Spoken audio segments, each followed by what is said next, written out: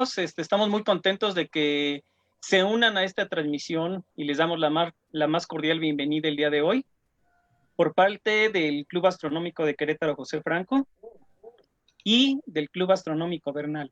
Ay, perdón. Este, bueno, ambos clubes formamos parte de la Noche de las Estrellas sede Bernal, de la Red de Divulgadores de la Ciencia de Querétaro y del proyecto Aspirante a Geoparque Mundial UNESCO, Peña de Bernal y Triángulo Sagrado.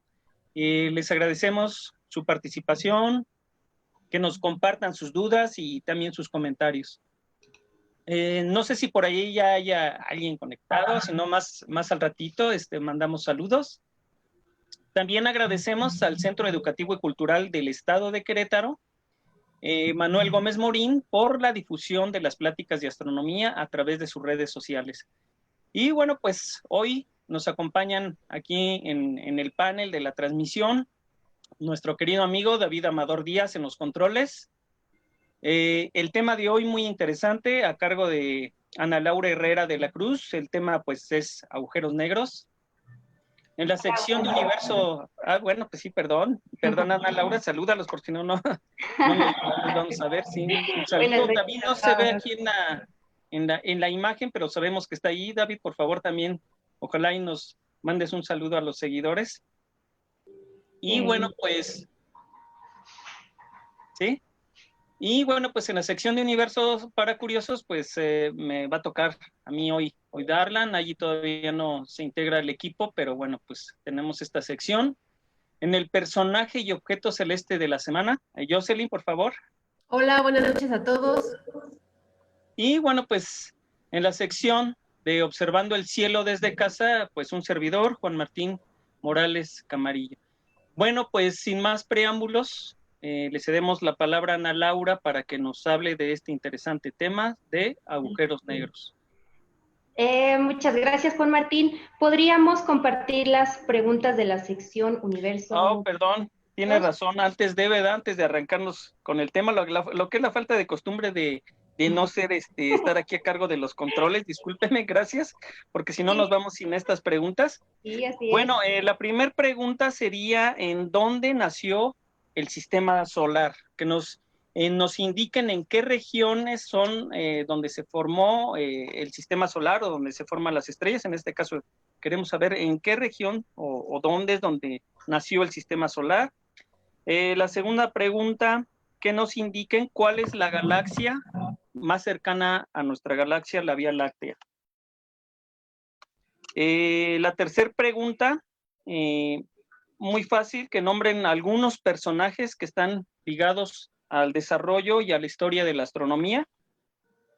Y la cuarta pregunta, en pocas palabras, de una forma muy sencilla, que nos indiquen que es un eclipse de sol o de luna. Bueno, tienen ciertas características. Las vamos a mencionar tres opciones.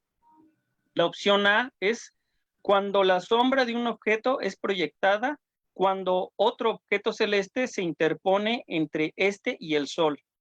El inciso B sería la vuelta de la Tierra alrededor del Sol y el inciso C, la eclíptica.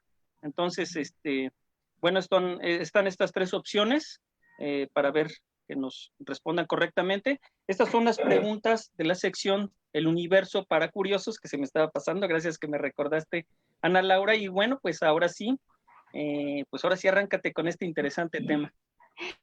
Muchísimas gracias, Juan Martín. Pues permítanme compartir pantalla. Y ahora sí, permítanme compartir mi presentación. Bueno, pues buenas noches, bienvenidos. Es un gusto inmenso para mí el poder platicar de un tema de estos que a mí me llevaron a conocer o acercarme a la astronomía. En algún momento de la vida me encontré con el libro de Stephen Hawking, El universo en una cáscara de nuez, y fue verdaderamente una revolución para mí, una revolución intelectual, un reto cognitivo, el tratar de entender lo que hablaba este personaje de la astrofísica. es decir, qué son los agujeros negros, los agujeros de gusano, qué es el tiempo, qué son los universos membrana, cómo que hay 11.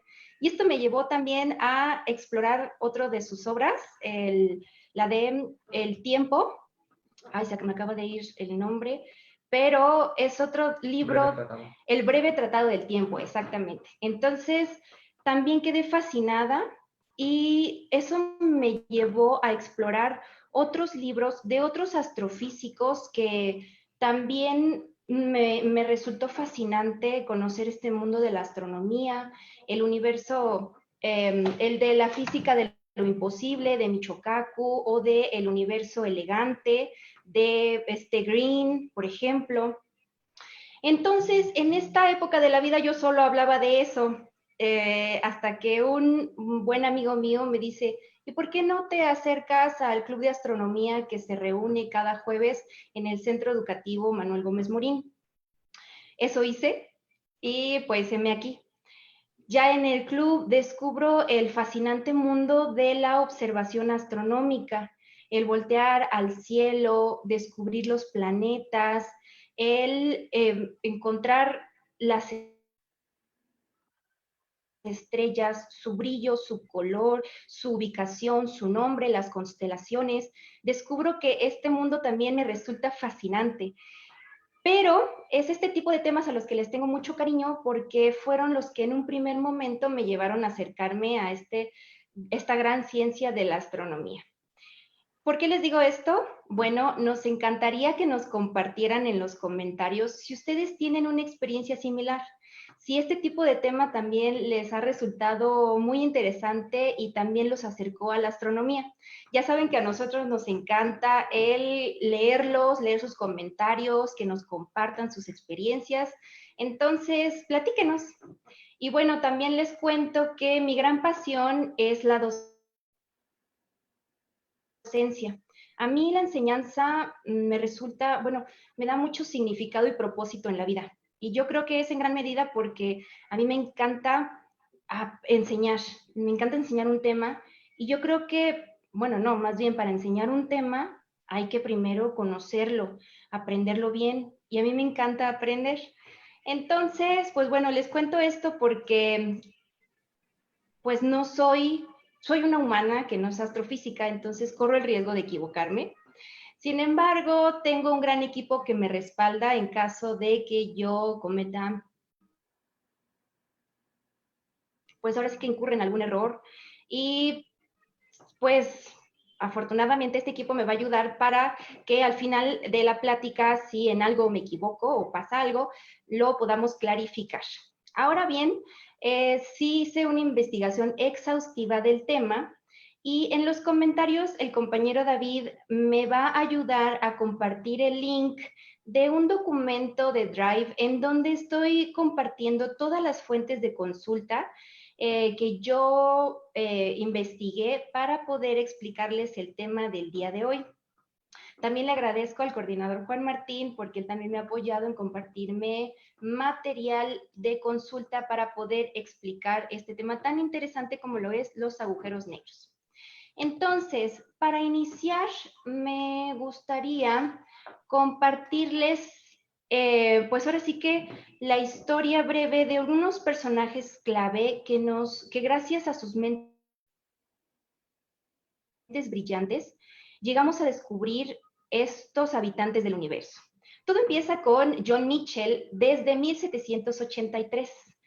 Él es un contemporáneo de Newton y en esa época, pues las leyes de la física de Newton estaban muy en boga.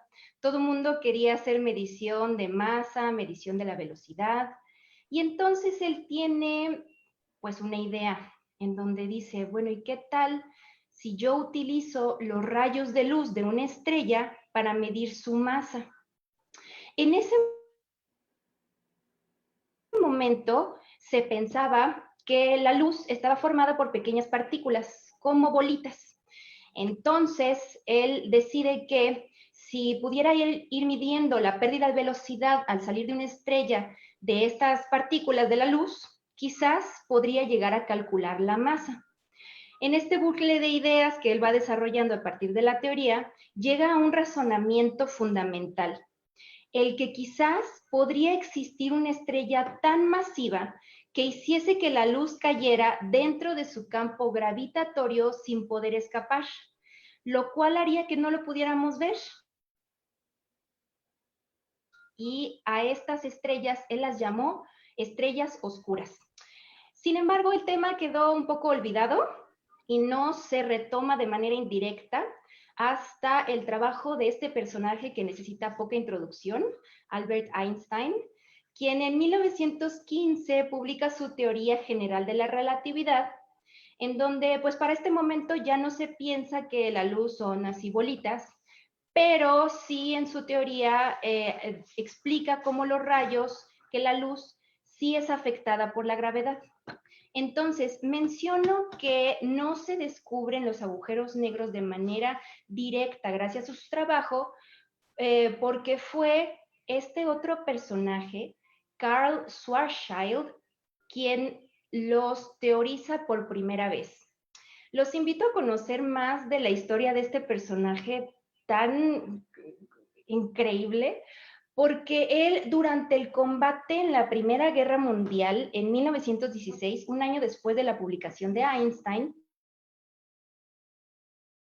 encuentra la primera solución a la ecuación de Einstein. Él lo que hace es teoriza a partir de un universo vacío, en donde hay un objeto único que pudiera ser un sol, una estrella o un planeta, inmóvil, estático, en reposo. Entonces, este único objeto estaría en este universo vacío. Lo que sucede en esa teoría es que si este objeto llega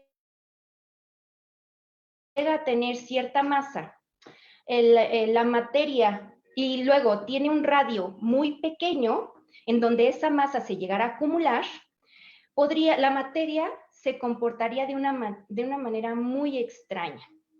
Es decir, que debajo de un límite, que es el límite que ahora conocemos como radio de Schwarzschild, la materia se haría un agujero donde toda la materia de este objeto único caería irremediablemente, y en donde en este punto, en su centro, llamado singularidad, el tiempo se haría espacio y el espacio se haría tiempo, de una manera infinita. Él tenía un intercambio epistolar con Albert Einstein, es decir, intercambiaba cartas con sus teorías, y cuando le propone que encuentra, bueno, sí que encuentra este descubrimiento, que encuentra la solución a la ecuación, Einstein la descarta. ¿Por qué? Porque era una idea radical, es decir, no se sabía que allá fuera en el universo, o no había señales de que allá afuera pudiera existir un objeto tan masivo en un radio tan pequeño, o sea, que se pudiera comprimir tanta masa en un punto tan pequeño como para crear un agujero en donde toda la masa caería. Entonces se la descartó y dijo que probablemente se tratara de una singularidad matemática como otras conocidas. Lo que esto nos enseña que todos nos podemos equivocar. Pero bueno, entonces este tema queda un poco en el olvido hasta que este gran físico indio, Chandrasekhar, en 1930, a los 19 años, se pone a investigar las posibilidades de que una estrella masiva pudiera colapsar. En lo que conocemos ahora como el límite Chandrasekhar, él propone que un objeto masivo, una estrella que tuviera 1.4 veces la masa del Sol, la gravedad podría dar paso a una implosión que genere la singularidad de la que hablaba este Schwarzschild. Por lo cual demuestra que, por lo menos en teoría, allá fuera en el universo sí se podrían dar las condiciones para que existiera esta región en donde se abre un agujero en el espacio-tiempo. Otra vez el tema queda un poco en el olvido hasta que este astrofísico Julius Robert Oppenheimer en 1939 retoma el concepto y publica un artículo sobre las características de los agujeros negros. Sin embargo, el tema vuelve a quedar empolvado porque lo llaman al Proyecto Manhattan, que si no saben, el Proyecto Manhattan fue aquel que estuvo encargado de desarrollar la bomba atómica. Entonces, pues el señor se preocupó más bien por ese tema y los agujeros negros no se retoman en astronomía hasta John Wheeler en 1960. Este astrónomo revive el interés en la teoría general de la relatividad después de la Segunda Guerra Mundial y es quien acuña el nombre de black holes o a quien le debemos el nombre de agujeros negros en español. El tema se va desarrollando cada vez más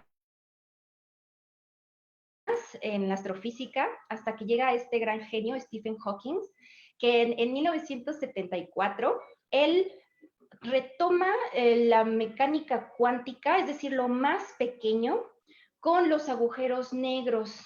Y entonces él dice, bueno, tal vez algo sí escapa de los agujeros negros, y en este caso escapa radiación. Después se le llama o se le conoce como la radiación de Hawking y en unos momentos más vamos a explicar un poquito de qué trata, pero a grandes rasgos es cómo se evapora un agujero negro hasta su extinción. Bueno, voy a cerrar esta parte de la plática con un dato muy interesante. Fíjense que este Hawking tuvo una apuesta con otro astrofísico de nombre Kip Thorne, que por si ustedes no sabían, Kip Thorne es el astrofísico que ayudó a los guionistas de la película Interstellar a desarrollar su guión en donde hay un agujero negro supermasivo como centro de la historia. Entonces ellos dos tuvieron una apuesta en la que Hawking decía que un objeto celeste de nombre Cygnus X-1 no era un agujero negro, mientras que este Kip Thorne decía que sí, que se trataba de un agujero negro. Cygnus X1 se encuentra en la constelación del Cisne, que es una constelación del hemisferio norte. Es una constelación muy bonita en donde hay estrellas como Deneb o Albireo, y por su forma tan particular también se le conoce como la Cruz del Norte. En 1997 se descubre que Cygnus X-1 es efectivamente un agujero negro y que de hecho es un agujero negro que se está comiendo a una estrella gigante azul de nombre HDE 226868. Acuérdense de este dato porque más adelante lo vamos a retomar. Entonces, ¿por qué no? Entonces, ¿qué son los agujeros negros? Fíjense que la física de los agujeros negros no es tan complicada y realmente es más o menos sencilla de entender. Los agujeros negros son regiones del espacio-tiempo. Estas regiones no tienen superficie y no están constituidos de materia. Un agujero negro per se no está hecho de materia. Sin embargo, en su centro, en la singularidad de la que hablábamos, su energía sí está concentrada en una masa tan grande que genera tal densidad que esta densidad provoca a su vez un campo gravitatorio extremadamente fuerte. Por lo que una vez ahí, cuando se cruza el horizonte de sucesos, nada puede escapar de ahí, ni siquiera la luz. ¿Por qué? Por la velocidad de escape. La velocidad de escape es el impulso para poder escapar del campo gravitatorio que genera un cuerpo celeste. Entonces, aquí tenemos unos ejemplos en donde el planeta Mercurio, que tiene menos masa y luego entonces menos gravedad, su campo gravitatorio es más débil y se necesita menor impulso o velocidad de escape que, por ejemplo, el planeta Júpiter, que como es el más grande del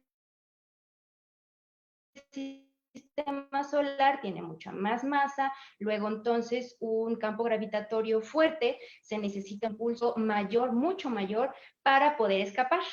Ahora, en un agujero negro, la velocidad de escape es igual o mayor a la velocidad de la luz. Y la física y las matemáticas conocidas nos dicen que hasta el momento eso es imposible.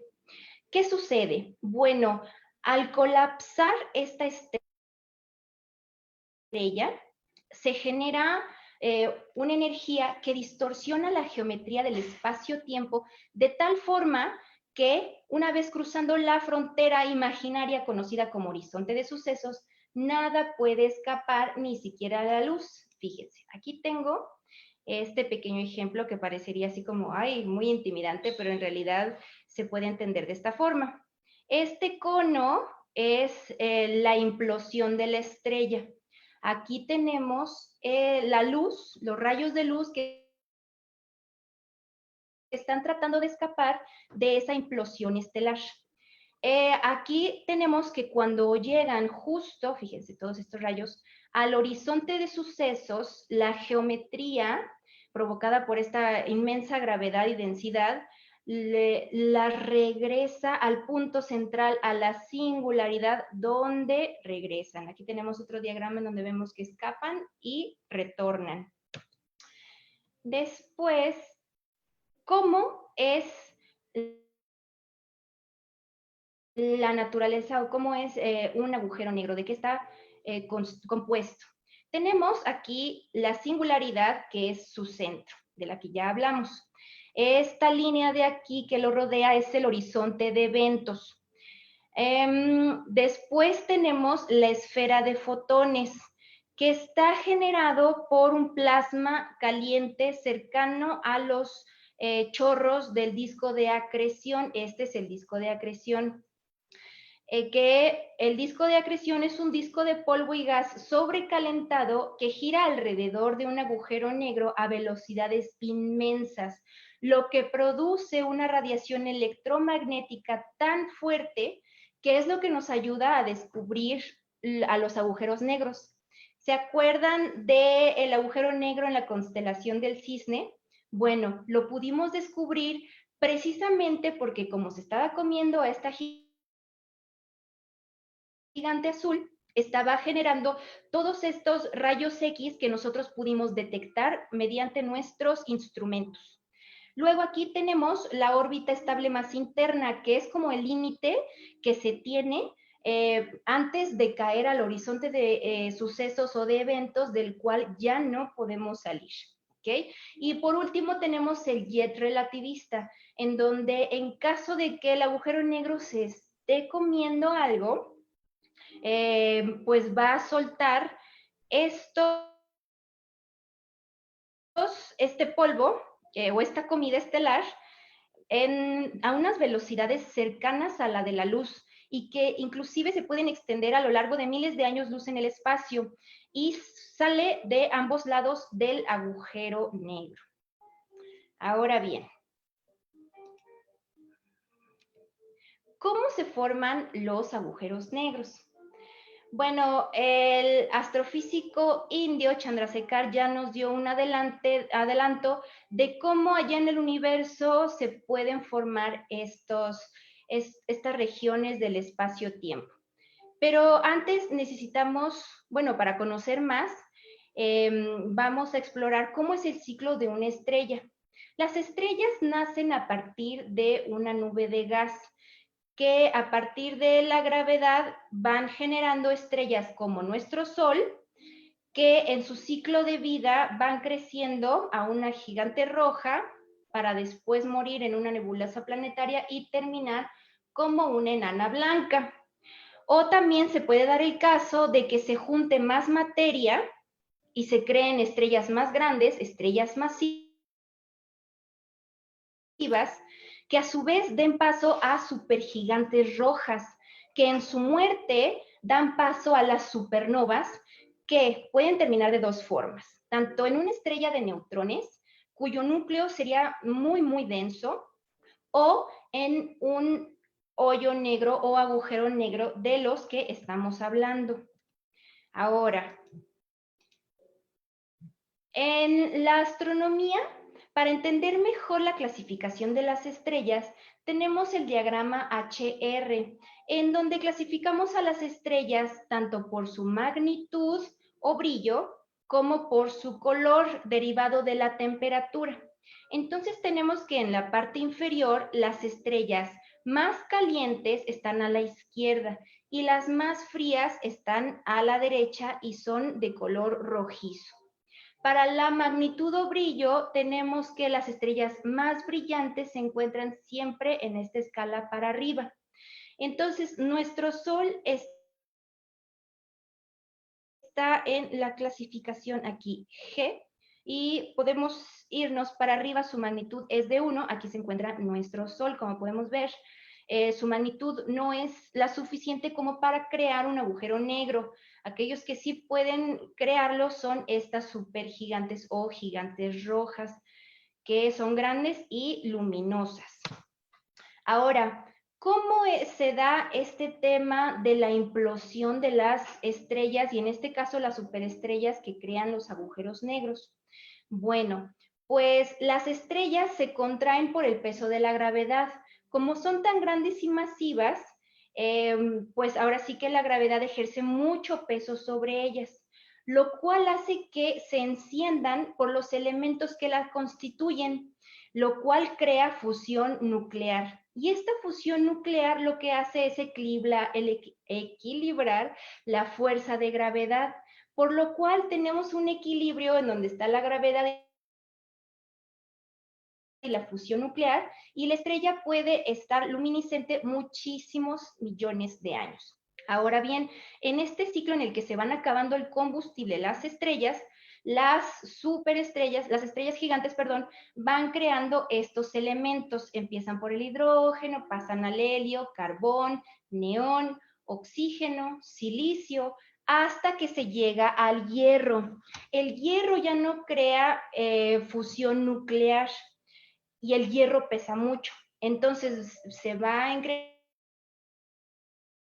incrementando, va creciendo, va pesando cada vez más y ya no está esta fuerza nuclear que contrarreste el de la gravedad, por lo cual el peso llega a ser tanto que rompe el tejido del cosmos y se crea el agujero negro. Ahora, esta parte es muy interesante. Los agujeros negros no van por el universo comiéndose todo a su paso y así como devorando todo. No, no. Aquí lo que tenemos es que el agujero negro va a tener la misma gravedad que aquel objeto del cual fue creado. Entonces, pongamos el ejemplo del Sol. Si sustituyéramos a nuestro Sol por un agujero negro, que ya sabemos que es pura hipótesis porque no podría convertirse en un agujero negro, pero para poder explicar este tema, si sustituyéramos al Sol por un agujero negro, los demás planetas seguiríamos orbitando exactamente de la misma manera que como lo hacemos actualmente con el Sol. Lo peor que nos pasaría en este caso es que nos congelaríamos a muerte porque pues ya no tendríamos el calor del Sol. Pero entonces porque esto es importante ahí como de explicar de que no van por ahí sin control, sino que se quedan en el mismo espacio en donde se dio la implosión de la superestrella donde fue generado. Ahora bien, ¿qué tipos de agujeros negros conocemos? Bueno, conocemos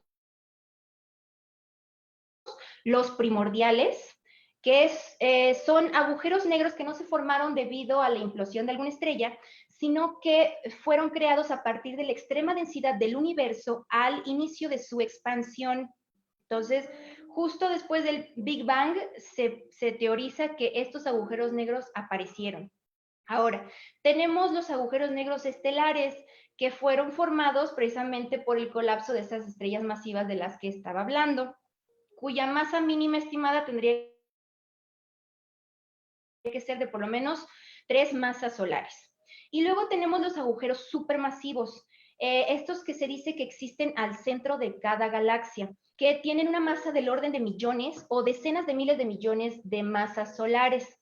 En el documento Drive con las fuentes de consulta les estoy compartiendo un artículo muy interesante que teoriza que los agujeros negros se hicieron así de masivos porque en su disco de acreción giran en fuerzas contrarias, lo cual genera mucha más radiación, mucha más energía y van haciéndose cada vez más grande y alimentándose de más cosas a su alrededor.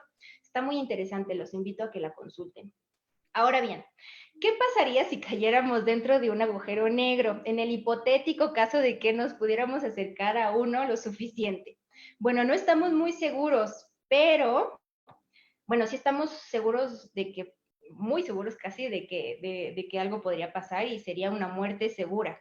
Ahora, ¿qué tipo de muerte tendríamos? Bueno, la primera sería la de la espaguetificación, en donde si tú cruzas el horizonte de sucesos, la gravedad te comprimiría a tus elementos fundamentales, es decir, iría aplastando a cada, bueno, iría estirando a cada uno de tus átomos y te formarías como en un hilo de plasma que iría adentrándose a la singularidad. Ahora, escenario hipotético número 2, te podrías encontrar con una pared de fuego que es provocada por el plasma súper caliente del disco de acreción, pero por lo menos sería una muerte muy rápida.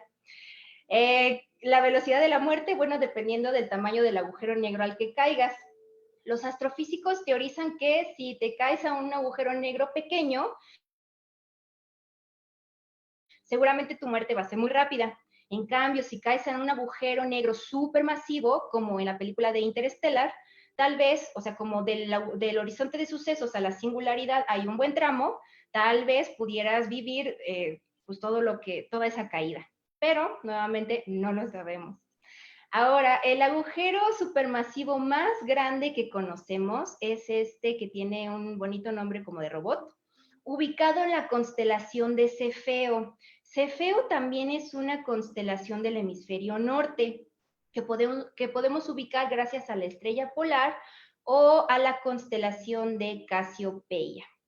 Ahora bien, tenemos aquí que el diámetro de este agujero negro supermasivo es de 47 veces la distancia del Sol a Plutón. Imagínense, si ya la distancia del Sol a Plutón es inmensa, ahora échenle que son 47 veces más que esa. Y ahí luego mi computadora. Ok, no podíamos dejar pasar que el 10 de abril del año pasado fue un día histórico para la humanidad al lograrse el primer mapa de luz de un agujero negro. Este fue una labor titánica que requirió un trabajo de 8 telescopios del mundo. O sea, fue un trabajo internacional en donde se unieron para poder tomar las capturas de luz del agujero negro ubicado en el M87. Ahorita vamos para allá. Aquí lo que quiero destacar es que entre este trabajo de colaboración internacional se encontraba el telescopio milimétrico Alfonso Serrano GTM, por lo que los mexicanos también participamos de esta gran labor internacional para la captura de esta imagen. Fíjense, esta es la imagen más conocida y esta es la menos conocida, en donde podemos ver todos los elementos de los que hablamos hace un momento. Esta imagen es del agujero ubicado en la galaxia Messier 87 o M87, que tiene una masa equivalente a 6.500 millones de soles y un diámetro del tamaño del sistema solar mismo. Se puede ver que aquí muestra una sombra que bloquea la luz de atrás con mucha radiación alrededor, lo cual nos indica que justo ahí se encuentra el agujero negro.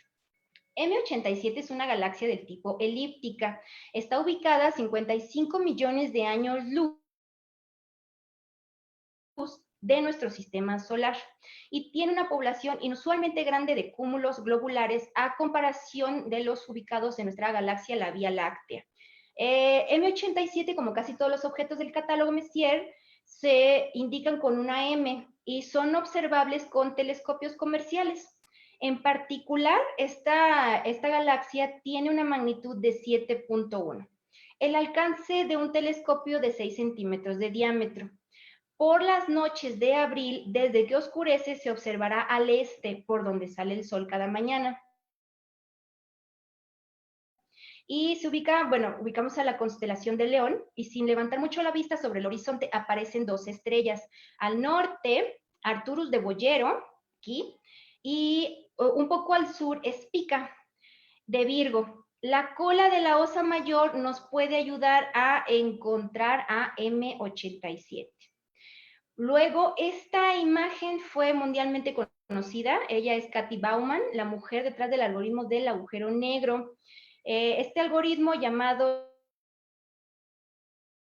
CHIRP fue el que empezó ella a idear mientras aún era un estudiante. Sin embargo, ella recalca que fue un trabajo, una colaboración internacional y de un equipo enorme, inmenso, para lograr esta fantástica toma. Ahora bien, ya para ir cerrando este tema, ¿por qué son importantes los agujeros negros? Bueno, porque permiten el desarrollo de la tecnología para su observación, comprensión. Como lo vimos hace un momento, esta colaboración internacional se dio en la búsqueda de un agujero negro, lo cual nos llevó a desarrollar un algoritmo, a desarrollar una manera de cómo conjuntar 8 telescopios en la Tierra para hacer un telescopio con la capacidad de un telescopio que tuviera el tamaño de la Tierra misma. Entonces, digamos que permiten el desarrollo de tecnología que al final nos ayuda como humanidad. Ahora, los agujeros negros están al centro de la discusión de líneas de investigación innovadoras para explicar la realidad, que es lo que a mí personalmente me resulta tan interesante. Por ejemplo, tomemos los agujeros negros primigenios. Estos han sido muy importantes para descubrir las ondas gravitacionales. Estas se descubrieron recientemente debido al choque o lo que suponemos que fue una colisión entre dos agujeros negros primigenios y su choque permitió a nosotros descubrir las ondas gravitacionales. Ahora bien, también se relacionan a los agujeros negros con la materia oscura. En un primer momento se pensaba que estos agujeros negros podían ser la materia oscura. Inclusive Hawking fue el que proponía esto. Sin embargo, ya en estudios científicos recientes se ha descubierto que en realidad no es lo mismo. Sin embargo, sí hay una correlación muy interesante y es importante seguir estudiando estos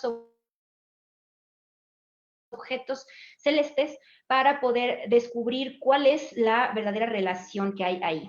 Ahora, el tratar de entenderlos nos lleva a desarrollar la física y las matemáticas a un punto ahora sí que ya llega inclusive a retar nuestra propia imaginación. ¿Por qué? Porque las matemáticas de los agujeros negros son extremas, es decir, esta singularidad en donde el tiempo se vuelve espacio, el espacio se vuelve tiempo, es infinito. No entendemos muy bien qué tipo de eventos suceden ahí y representan todo un reto a las leyes de la física conocidas. ¿Por qué? Por ejemplo, nos preguntamos, o los astrofísicos se preguntan, si la información que entra en un agujero negro se destruye. ¿A qué se refieren con esto? Bueno, la información allá en el universo es, en este caso, es cómo se organizan los elementos fundamentales de la materia. Es decir, si tomamos el elemento de carbón, del carbono, pues si los organizamos de cierta forma, tenemos carbón. Si los organizamos de otra manera, tenemos un diamante. Si los organizamos nuevamente de otra manera y añadimos otros elementos, tenemos, por ejemplo, un pato. Entonces, cada vez que un agujero negro absorbe o se come a esta información, esta materia, ¿qué es lo que pasa? Porque si se destruyera, entonces estaríamos, pues ahora sí que invalidando una de las leyes físicas fundamentales que conocemos, que la materia no se crea ni se destruye, solo se transforma. Entonces, pues esa es una gran interrogante. Ahora, también se preguntan si la información de un agujero negro se va a otro universo. Otra vez, Hawking proponía que los agujeros negros podían ser estos portales a otros universos a los cuales seguramente nosotros no podríamos acceder, pero que la información no se destruiría, sino que se transformaría o se iría a otro lado. Se teoriza también que tal vez la información pues se almacena en un agujero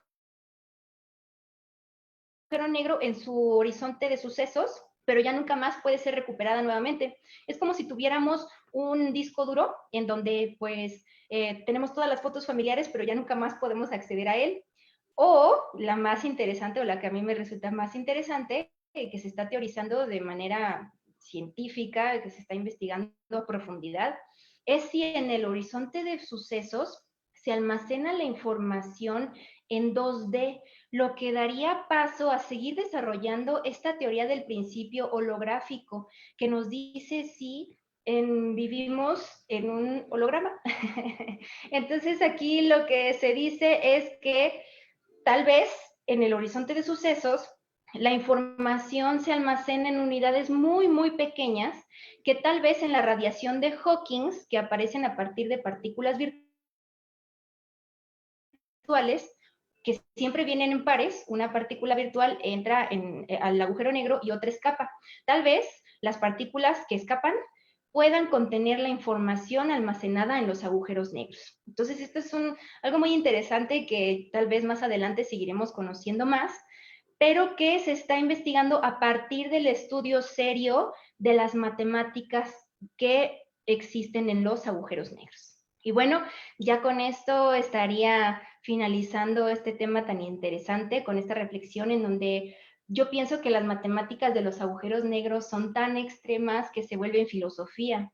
Filosofía, ¿por qué? Porque nos llevan a reflexionar nuestra naturaleza. Es decir, estas matemáticas son tan extremas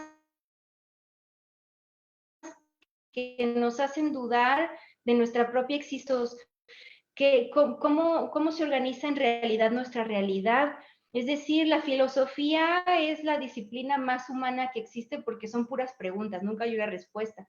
Pero en el desarrollo de la búsqueda de estas preguntas es como hemos creado ciencia a lo largo de la historia. Entonces, justo los agujeros negros nos proveen de esta interesante teoría, de estas interesantes matemáticas como para preguntarnos sobre nuestra propia existencia y luego entonces en filosofía. Con esto estaría finalizando y pues muchísimas gracias por su atención. Te regreso la palabra, Juan Martín. Ay, espérame. Permíteme, Juan Martín, es que aquí pasó algo que necesito darte acceso. Permíteme un minutito. ¿Por qué ¿Ya, no puedo? ya me oyen? Sí. ¿Ya? Ok, decía que muchas felicidades, Ana, tu tema muy interesante, muy completo y por realmente el tema de los agujeros negros, pues sí siempre es un tema pues que llama la atención, ¿no? Hasta los niños pues, se preguntan qué hay adentro de un agujero negro. Entonces, pues muchas felicidades. Quiero mandar un saludo porque el doctor Gerardo Aguirre, que es el que encabeza el proyecto para hacer un geoparque mundial UNESCO de Bernal y el Triángulo Sagrado, pues nos está escuchando cada 8 días y hoy lo tenemos aquí, que nos está escuchando aquí en este interesante tema. Un saludo, Gerardo, de parte de los dos clubes y del Club Astronómico de Querétaro, José Franco, y del Club Astronómico Bernal. Y no sé, no sé, Nayi, si por ahí hay algunos otros saludos que nos pudieran compartir, porque mi teléfono se me descargó. Vi que por ahí estaba Miguel Ángel Gómez Chincoya, allá escuchándonos en Tequisquiapan. También un cordial saludo a Miguel Ángel. A Gloria Torres, don Juan, también le mandamos un afectuoso saludo, que cada 8 días también nos honra con su presencia aquí en estos temas. No sé si por ahí hay alguien más. Sí, tenemos a Juan Carlos Álvarez Gandara, que nos manda saludos desde la Ciudad de México, a Elvis Díaz, a Gracielita, que nos manda saludos desde Celaya, Guanajuato. Espero que se encuentren muy bien y seguros. Saludos, Oscar Fong, Gerardo y Adri Romero desde Querétaro, Javier Rangel, Bueller y José Luis, creo que ya le mandamos un saludo, a Gab García, y creo que serían todos los saludos por el momento. Bueno, pues muchas gracias a todos. Taboada. Perdón, allí no te escuchamos. Que también saludos a Taboada, Okay, que nos creo saluda que por aquí por Facebook. muy bien, muchas gracias. Creo que hay un poquito de problemas porque en Querétaro pues está lloviendo igual que en algunas otras partes de la República y pues luego se nos va el audio o la imagen, pero les pedimos una disculpa, son cosas ajenas a nosotros y bueno, pues aquí estamos y allá David peleándose con todas estas inconvenientes, pero aquí estamos. Bueno, no sé si hay alguna pregunta respecto al tema de Ana Laura. No, ¿verdad? Creo que no hay por allí nada. Por aquí teníamos algo. Yo leí aquí. Bueno, mientras yo se encuentre esa pregunta, Ana, no sé si nos pudieras comentar qué es lo que apostaron Kip Thorne y Stephen Hawking para ver si ese era, si el Cygnus X1 era un agujero negro o no. No sé si por allí, es un dato curioso, ¿verdad? Pero bueno. Creo que no está por allí, Ana, ¿verdad? Se nos fue tantito. Se nos fue tantito, Ana. Ya regresó. Bueno, pues comentarles de que curiosamente esa apuesta, lo que se jugó en cuanto a esa apuesta. Que mi internet. Sí, claro. ¿Esa es una pregunta que surgió? No, es una pregunta que hago Bueno, yo porque es algo así como que, pues algo curioso, ¿no? Sí, bueno, pues Stephen Hawking perdió y lo que apostaron fue la suscripción anual a una revista para adultos. Para caballeros, ¿no? Vamos a dejarlo así, ¿no? Para caballeros. Y se ganó equipo. No dejan de ser hombres finalmente, ¿verdad? Sí. Y bueno, pues es algo curioso. No sé, yo sé si por allí tenías otra pregunta. Bueno, nos comparte Gab García. De manera hipotética, los agujeros de gusano se pueden considerar como parientes próximos de los agujeros negros. Aquí se cree que quizá abran la puerta a los viajes en el tiempo o a la exploración de otros universos. Bueno, pues qué buen comentario, muy interesante. Quién sabe qué habrá dentro de esos agujeros negros, ¿verdad? Pero bueno, por lo pronto todo está teorizado. Pues no sé si hay más comentarios, pues Una vamos a de pasar precisamente Teodora, contigo, José. la última Okay, que adelante. encuentro aquí, que está interesante. Sí, adelante. Nos pregunta Teodora Taboada, pero se supone que el universo está en expansión. ¿Cómo afecta esto a un agujero negro?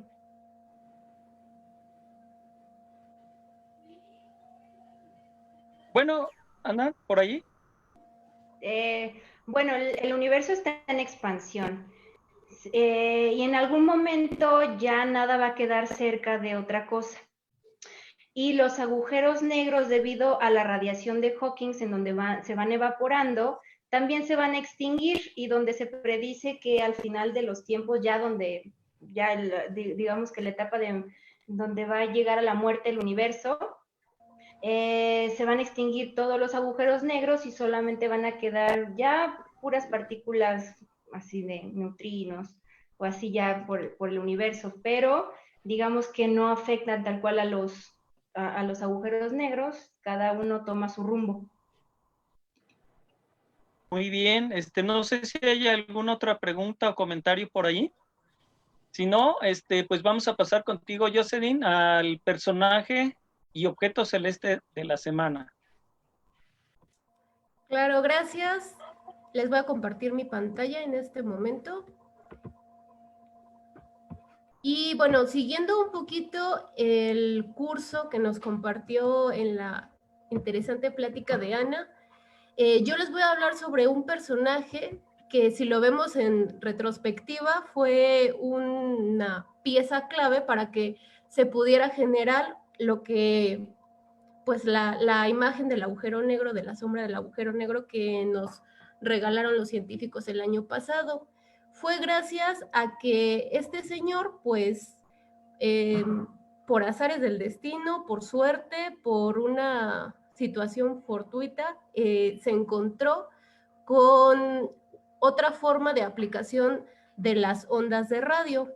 Antiguamente nos basábamos únicamente en aparatos capaces de interceptar fenómenos del espacio por medio de procedimientos ópticos, pero gracias a Jansky la realidad actual es distinta. Ahora somos capaces de ver y oír el universo en el que nos encontramos y vamos a conocer la aventura que tuvo que pasar este ingeniero hace algún tiempo para descubrir pues estas ondas de radio.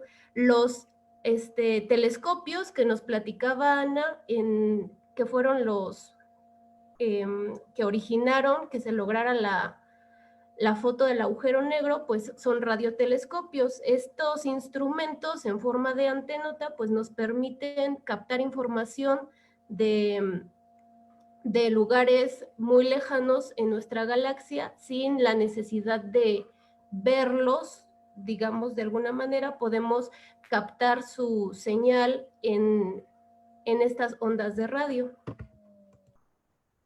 Y bueno, Carl era el tercero de 6 hijos y nació en Norman, Oklahoma, el 22 de octubre de 1905. Su padre era profesor de ingeniería eléctrica y director de la Escuela de Ciencias en la Universidad de Wisconsin. Carl Gutte Jansky recibió este nombre en honor al doctor Carl Gutte, que fue un profesor de física de la Universidad de Michigan, que había sido un importante mentor para su padre. La madre de Carl era de origen francés e inglés y su hermano mayor era 10 años más grande que él y también pues fue célebre en Estados Unidos. Fue un importante desarrollador en proyectos en Estados Unidos que tenían que ver con la contribución de la radio. Su padre y su hermano pues fueron célebres y por eso logré encontrar estas imágenes en internet, pero una imagen familiar pues no encontré, así que aquí tenemos una representación de su familia, de los 8 integrantes. Carl asistió a la Universidad de Wisconsin, de donde se graduó de física en 1927, y el destino desempeñó, como en todas ocasiones, un papel no menos fundamental que la preparación académica o el carácter de Carl en lo que sería el descubrimiento de una nueva ciencia. En 1928, Carl se presentó a una oferta de trabajo en los laboratorios Bell. Inicialmente lo rechazaron porque cuando él era pequeño contrajo una nefrosis crónica, entonces lo padeció toda su vida y esta enfermedad de hecho lo impidió lograr su sueño de convertirse en jugador de hockey. Entonces tenía esta condición y por eso rechazaron su petición de trabajar en los laboratorios, pero su hermano mayor tuvo la fortuna, Carl, de que hubiera trabajado hacía 10 años y entonces tenía sus contactos con recursos humanos y pues fue como lo pudieron colocar dentro del laboratorio.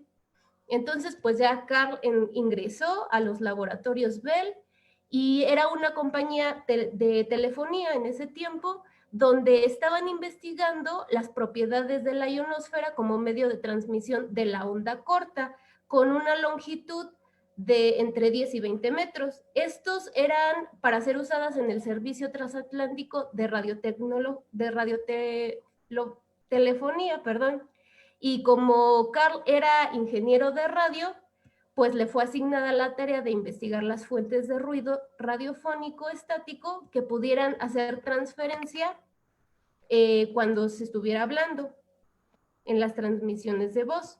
Entonces, pues este era un proyecto científico súper aplicado y de gran trascendencia científica. La mejora del servicio radiotelefónico en ese tiempo era avanzado, en el siglo XX era avanzado, pero los circuitos de radio tenían pues todavía algunas situaciones de eficiencia. Y entonces lo que hizo Carl fue construir una antena diseñada para recibir ondas de radio en una frecuencia de 20.5 MHz, que era una longitud de onda de 14.6 metros, y esta estaba montada en una placa giratoria que le permitía rotar en cualquier dirección. Esto hizo que se ganara el nombre, su creación, de carrusel de Jansky. Tenía un diámetro de aproximadamente 30 metros y unos 6 metros de altura, y girando la antena mediante un juego de 4 llantas de los autos de la época, un Ford 7, pues podían detectarse en diferentes direcciones las señales recibidas. Un pequeño cobertizo estaba alojado junto a la antena, y esta estaba instrumentada con un sistema analógico de grabación y tenía un lápiz y un papel. Y después de varios días de estar registrando la señal, finalmente Carl clasificó logró identificar 3 tipos de parásitos atmosféricos. El primero se refería a las tormentas, el segundo a tempestades de trueno distantes, y un tercero que era un débil silbidito constante, pero de un origen desconocido. Pasó un año y logró, o sea, le seguía como causando interés este tercer origen. Entonces, después de algunos meses de seguir estudiando la señal, descubrió que se repetía en una constante de 23 horas con 56 minutos, lo que le resultó a él una hipótesis que se debía quizá a una señal proveniente del Sol. Después comparó sus observaciones con los mapas astronómicos ópticos de la época y concluyó que esa radiación provenía de la Vía Láctea, que estaba más allá del Sol, y que era más fuerte conforme se iba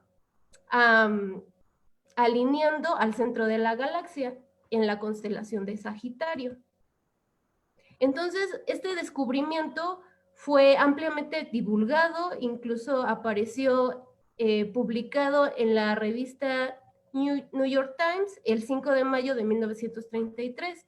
Probablemente habría ganado el Nobel si no hubiese muerto tan joven, apenas vivió 45 años.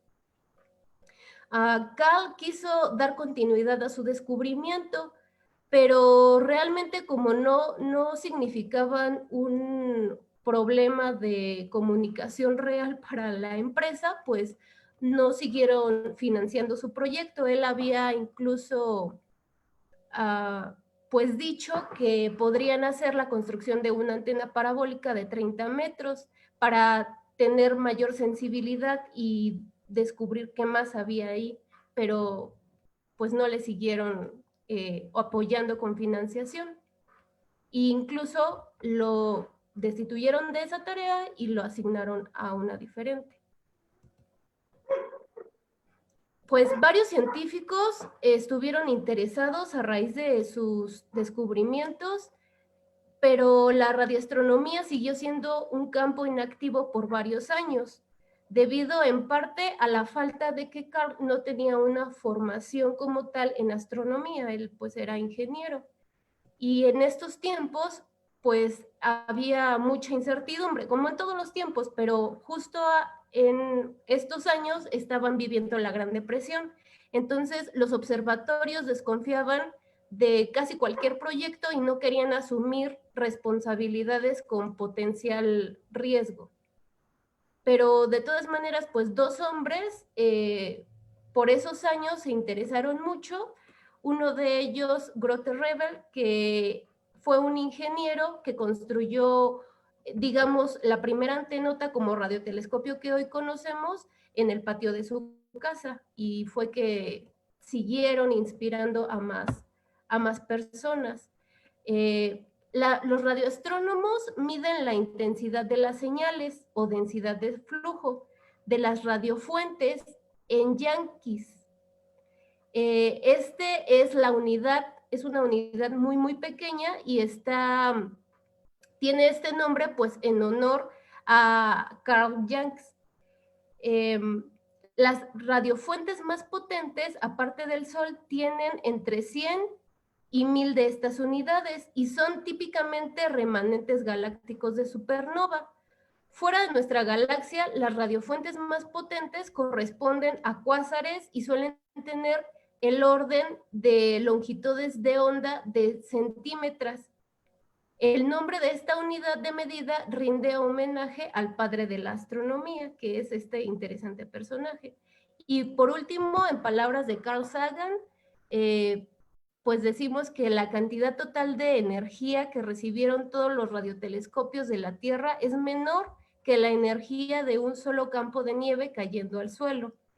Las débiles ondas de radio son recogidas, enfocadas, ensambladas y amplificadas y luego son convertidas en imágenes de nebulosas, de galaxias, de cuásares o de agujeros negros.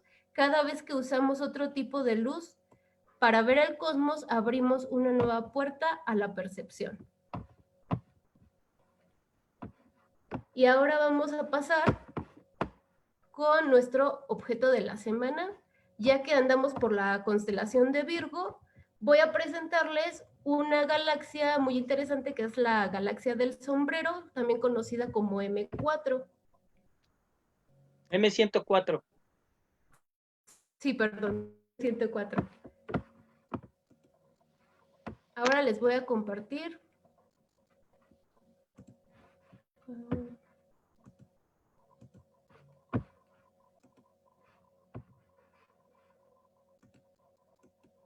¿Dónde es que la encontramos?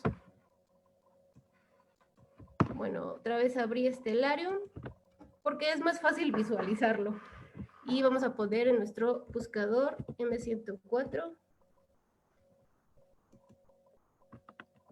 Ok, aquí está. Vamos a acercarla un poquito. Esta es una galaxia lenticular por la forma en la que está constituida y bueno, como les comentaba, está en la constelación de Virgo a unos 28 millones de años luz. Quien la vio por primera vez, o al menos eso nos dicen los documentos, fue Pierre Machin en 1781 y bueno, tiene un gran núcleo brillante y está esta bandita de polvo que destaca en su disco galáctico. Desde la Tierra tiene esta vista que parece como un sombrerito, por eso es conocida como la galaxia del sombrero. Y nosotros con un telescopio no podemos ver tantos detalles como en esta foto. Quizá se pudiera ver así como una manchita. Algunas técnicas que nosotros empleamos es como verla de reojo en el telescopio para poder tener como más sensibilidad ante la luz que nos llega, pero no se ve con tanto detalle. Esto es una vista como de telescopio. Y así regresamos. Su magnitud es de 8 y tiene una masa aproximada de 800,000 millones de lo que tiene el Sol.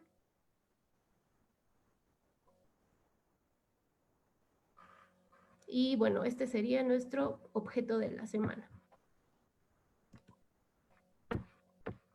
Bueno, pues muy interesante. Yo sé, oyes, Carl Jansky se murió muy joven, ¿no sabes por qué razón se murió?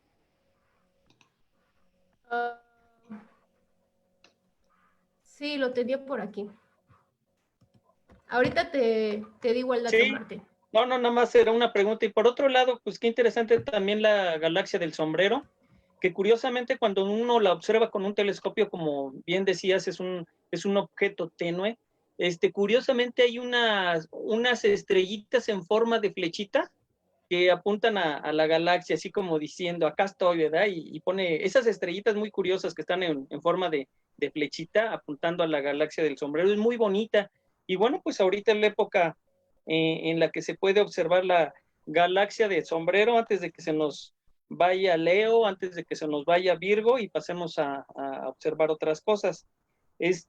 Bueno, pues ahorita vamos a pasar a la sección que normalmente me toca. Ya tenemos por aquí a Nagy, ya al final de la transmisión, pues volverá a repetir las preguntas del universo para curiosos y bueno, pues las respuestas, ¿verdad?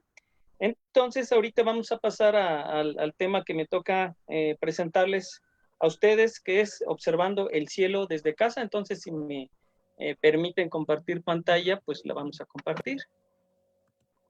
Está aquí. Ya está aquí. Y bueno, pues vamos a hacer un recorrido nuevamente por este cielo ya prácticamente de verano, porque ya entró el verano. Tenemos nosotros aquí a la luna, precisamente hablando mucho de Leo. Últimamente hemos estado hablando de Leo porque al parecer es el protagonista de nuestros temas.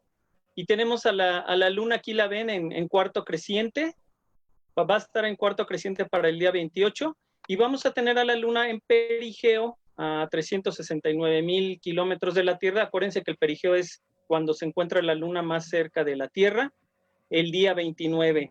Y bueno, pues Mercurio ya no se puede ver. Antes, ya ven que semanas antes era también uno de los protagonistas de los atardeceres, porque se veía allí muy, muy luminoso en los atardeceres. Ya ahorita ya se pierde en esa luz del atardecer. Tenemos también, precisamente, esta es una imagen de las 9 de la noche de estos días. Tenemos allí a Leo, que ya pronto se estará yendo de nuestra vista con su estrella, una de las estrellas más brillantes de Leo, bueno, pues es Regulus, y la otra que está en la cola, pues es de Nébula. Ya las constelaciones de Cáncer, como comentábamos, pues esas ya no están siendo visibles.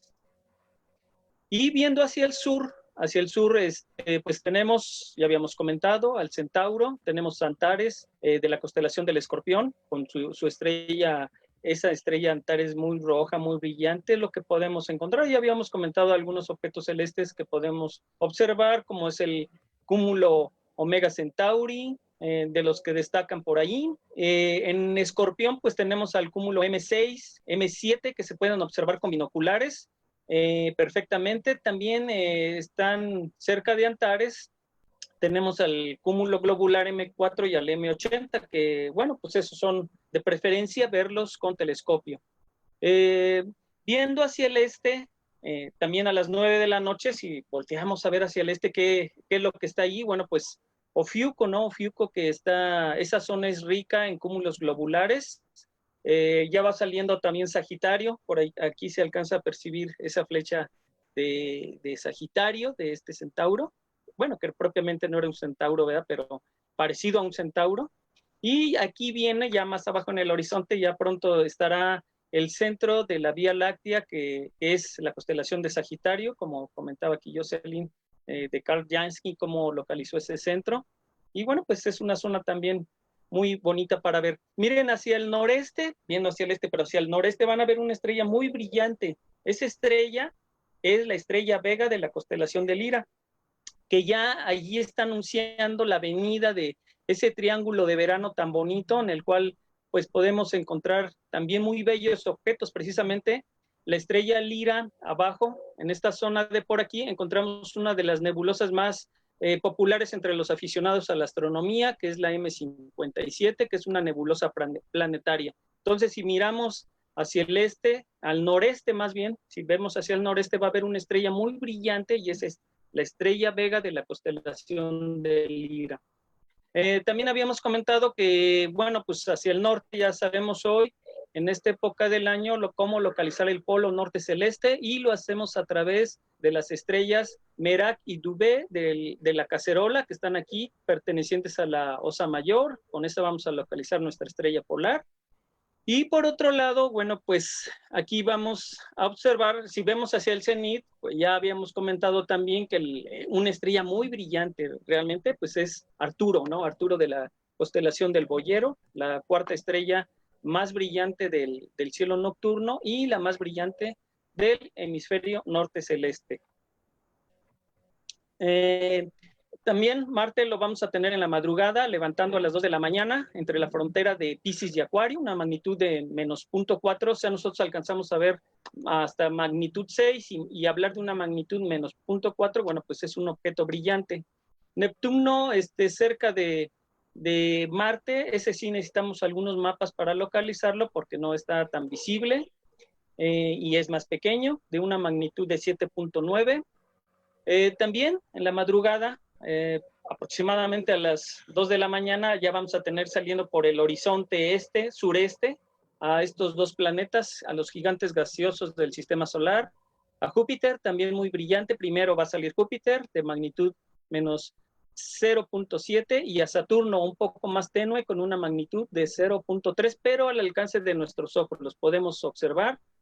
Y bueno, pues estos se encuentran entre las fronteras. Aquí está la constelación de Capricornio y acá está la constelación de Sagitario. Allí se encuentran Júpiter y Saturno. Y Venus, ya ahora la estrella de la mañana, antes del amanecer, también muy brillante, lo vemos allí a Venus, saliendo en el horizonte noreste, ¿verdad? O sea, por donde sale el sol, en esa línea, en el horizonte noreste, pues allí tenemos a Venus. Más arriba de Venus podemos encontrar también grupo de estrellas muy bonito, que son las Pléyades. Entonces hay cosas que podemos ver a simple vista y que realmente pues, son muy, muy magníficas y que nos regala el cielo para poder observar, no necesariamente con instrumentos, ¿verdad? Y bueno, pues por mi parte, estas fueron las efemérides o el cielo nocturno desde casa, observando el cielo desde casa, de todo lo que podemos ver en estas épocas, aunque están nublado con lluvia y todo, pero bueno, en cuanto se despejen ya sabemos a dónde dirigir nuestra mirada, nuestro telescopio, para poder observar. Esto fue la participación y bueno, pues bueno, vamos a pasar yo creo que con las respuestas del universo para curiosos. Nayi, te pasamos el micrófono, la palabra, para que nos las vuelvas a repetir. Si hay algunas respuestas, pues qué bien, y si no, bueno, pues que nos dé las respuestas que están ahí en las preguntas, perdón. Sí, claro que sí, sí tenemos respuesta. Todos los que nos siguen desde Facebook, voy a repetir las preguntas. Permítame compartir la pantalla. Ok, entonces la primera pregunta era, ¿en dónde nació el sistema solar? Por allí nos respondía Adri Romero y José Luis Ramírez, que era en la Vía Láctea, y Gab García nos indicó pues una respuesta un poco más larga, dice, se formó en una nube interestelar del brazo de Orión. La respuesta es esa, se formó en una nube interestelar.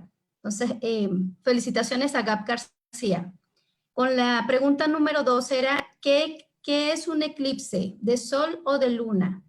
Teníamos 3 opciones.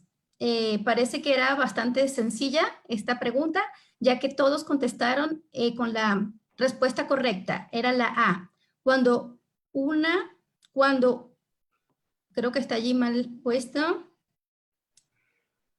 cuando la sombra de un objeto es proyectada o cuando otro objeto se interpone entre este y el sol. Efectivamente, todos respondieron correctamente. Era la respuesta A.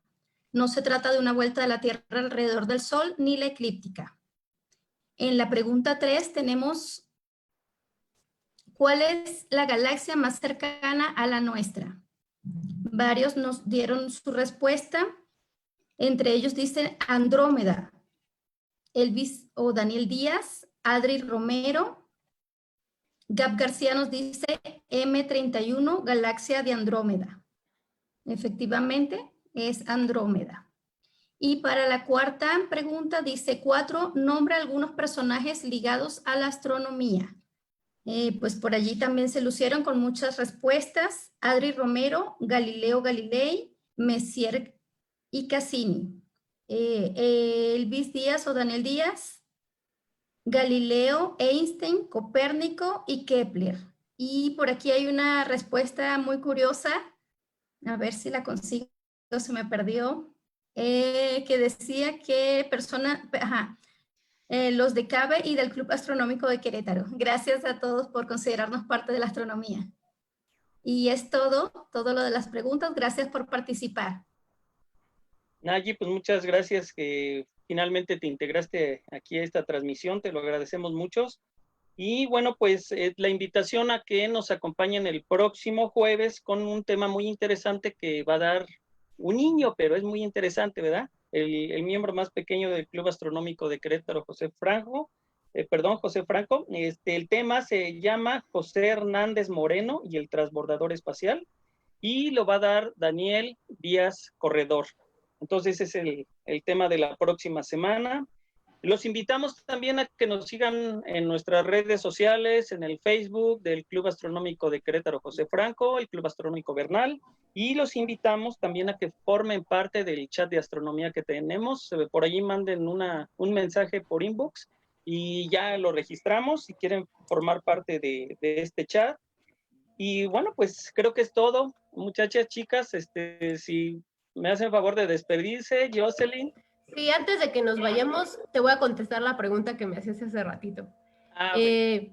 El fallecimiento de Carl fue insuficiencia cardíaca y seguramente fue derivada al síndrome que padecía. Eso es. Sí, porque se murió muy joven. Muchas gracias por esa interesante respuesta. Nayi, te cedemos la palabra para que ya te despidas de todo el público, si me oyese. Sí. Feliz noche a todos. Gracias. Y Ana Laura también, gracias por tu interesante tema. Y bueno, pues las últimas palabras, Ana. Ay, pues muchas gracias. Solo quiero mencionar aquí a Gab García, que dice que también al parecer e hipotéticamente existen los agujeros blancos. Bueno, esto lo teorizaba también Hawking, que si los agujeros negros son aquellos en donde entran la información, los agujeros blancos serían hipotéticamente a donde sale esa información. Pero todo es teoría, todavía no lo sabemos. Pero bueno, y también le recordamos que la plática la van a poder encontrar en el perfil para su posterior consulta. Y pues muchísimas gracias por acompañarnos y que disfruten el resto de la noche lluviosa. Buenas noches. Y David, por allí no estás en las imágenes, pero pues sin ti esta transmisión no fuera posible. También pues te damos las gracias y no sé si quieras decir algunas palabras. No, pues nada, es un placer apoyar aquí al club. Y solo les recomendamos seguir las transmisiones que hacemos semana con semana. Están bastante interesantes y pues ya nos dan un escape, por lo menos mental, de este encierro de la crisis. Sí, muchas gracias. Sí, claro que sí, la astronomía es una actividad muy relajante, muy bonita y bueno, pues tiene un abanico de conocimientos que bueno, siempre nos llenan de curiosidad y nos mantienen un poco tranquilos, como bien tú dices. Pues también por mi parte es todo. Juan Martín Morales Camarillo, servidor. Los esperamos la próxima semana. Les agradecemos que nos hayan acompañado en esta transmisión y bueno, pues nos despedimos. Muchas gracias. Hasta luego.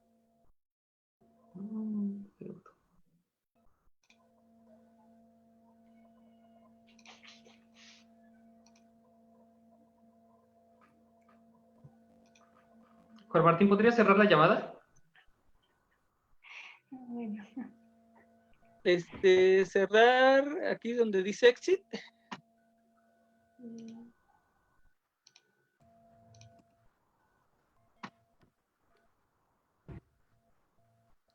Parece ¿Aquí? que no nos queremos ir.